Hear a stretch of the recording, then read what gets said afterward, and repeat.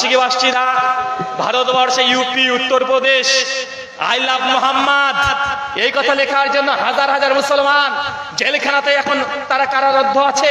হাজার হাজার মুসলমানের বিরুদ্ধে তারা বিভিন্ন রকমের অভিযোগ উত্তোলন করছে কি করছে না?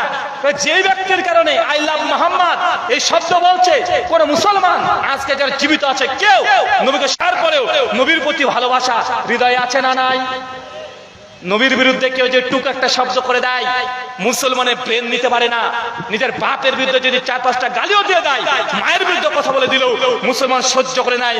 নবীর বিরুদ্ধে একটু বাজে শব্দ কেউ যদি প্রয়োগ করে, মুসলমান আমাদের হৃদয় নিতে পারে না, মাথাতে উল্টা পাল্টা কাজ করে। এটার নামই হচ্ছে ঈমান। এটার নাম কি? এটা ঈমান। আপনি যে ঈমানদার, আপনার ভিতরে ঈমান যে কাজ করছে, এখনো মরিচা ধরে নাই। আল্লাহ সুবহানাহু ওয়া তাআলা আমাদেরকে এমন ঈমান দিয়েছে, এইজন্য আল্লাহ সুবহানাহু ওয়া তাআলা আরেকবার শুকরিয়া সুজুদ আদায় করি, সকলে পড়ি আলহামদুলিল্লাহ, যে আল্লাহ সুন্দর, এত সুন্দর আমাদেরকে ঈমান দান করার জন্য। চলেন আপনিও জান্নাতে ঘরে পেতে পারেন।